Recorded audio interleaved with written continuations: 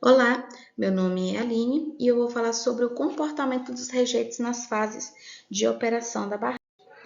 Dentre os fenômenos que ocorrem com os rejeitos estão a sedimentação, o adensamento e o ressecamento dos rejeitos. Na sedimentação, algumas dessas regiões da camada de solo fino mole elas se tornam-se mais densas que as outras, dependendo do tipo de disposição. No adensamento, que corresponde à dissipação do excesso de poropressão, se inicia mesmo antes de ser concluído o estágio anterior, que é o da sedimentação, se estendendo até o início do processo de ressecamento.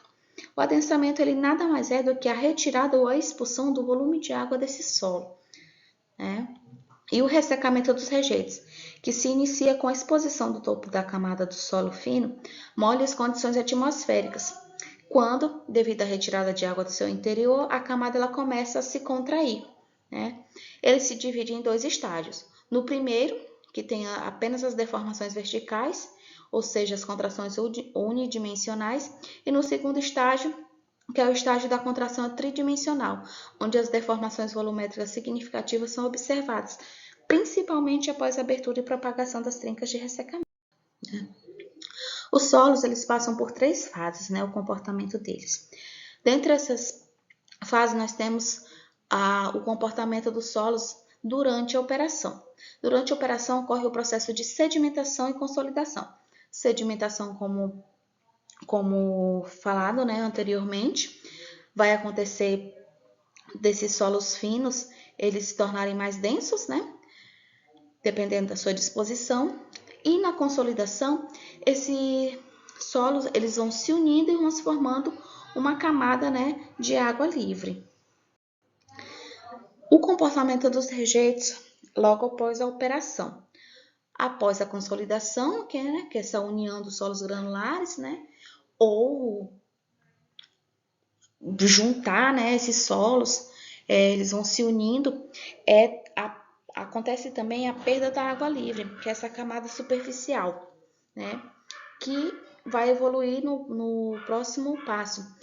O comportamento dos rejeitos ao longo do tempo, onde há a dissecação, que já ocorreu, né, a perda da água livre nas fases anteriores e agora o solo começa a se dissecar, né, porque ele perdeu já toda a sua umidade. Aqui nós também temos um comparativo entre os métodos de alteamento de barragens, sendo eles o método, né, de alteamento jusante, montante e linha de centro. Aqui apresentamos as vantagens e desvantagens e algumas observações. No método ajusante, as vantagens são menor probabilidade de ruptura interna, superfície provável de ruptura passando sempre ao longo do material resistente compactado e o abatimento da linha freática, uma vez que se impõe um sistema de drenagem. Já como desvantagens, nós temos um custo mais elevado, menor aproveitamento da área disponível e um maior volume de material compactado. E dentre as observações estão: o alteamento ele só pode ser realizado com o próprio rejeito, no entanto, é mais comum o uso de materiais provenientes de áreas de empréstimo. No método amontante, como vantagens, temos um menor custo, maior velocidade de construção, um melhor aproveitamento da área, uma menor vazão, né, tanto da areia quanto da lama, e não existe erosão eólica e hidráulica nos taludes. Porém, como desvantagens, nós temos uma superfície freática elevada, um maior custo de ruptura por piping, né?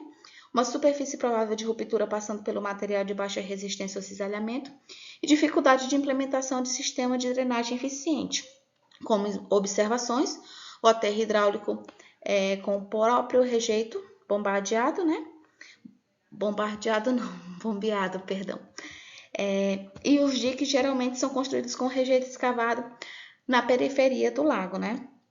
No método linha de centro, nós temos como vantagem a economia do espaço físico, o menor volume de material compactado e uma drenagem interna eficiente. Porém, como desvantagens, nós temos a possibilidade de ocorrências de fissura no corpo da barragem, um maior risco de ruptura por pipe, dificuldade de implementação do sistema de drenagem eficiente. E como observações, nós temos o mesmo caso particular do método ajusante. A compactação dos solos, né? A compactação dos solos é definida como o aumento da densidade do solo em um mesmo volume com a redução da sua porosidade. Isso ocorre quando o solo é submetido a um grande esforço ou compressão, expulsando o ar dos poros e rearranjando as suas partículas. Ou seja, a compactação dos solos nada mais é do que a redução desse volume do solo pela retirada do índice de vazios, né?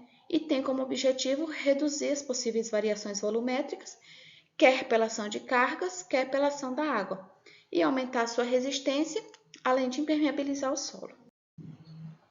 Dentre os benefícios da compactação, nós temos um solo mais uniforme e estável, a redução da permeabilidade, solo mais resistente e uma menor chance de recalque e deformação. Quanto ao aterro hidráulico e o controle da energia de deposição, né? Uma barragem feita com aterro hidráulico é aquela em que o material é transportado em suspensão em água para o aterro onde é colocado por sedimentação. O efeito de separação da água lançada com o material segrega os grãos e cria um núcleo mais fino no centro do aterro, né? E as variáveis que definem a energia de deposição nesse campo são a vazão, a concentração, a altura da queda e o espaçamento da lama, né? É importante também lembrar, né, que o material lançado hidraulicamente ele pode ficar sujeito, né, à liquefação e também pode haver a formação de planos mais permeáveis horizontalmente, né? A obtenção de uma massa específica que proporcionasse melhores condições de resistência está associada ao controle da altura da queda e do lançamento do rejeito. A exemplo da curva de compactação, que existe uma altura da queda ótima que define a massa específica máxima.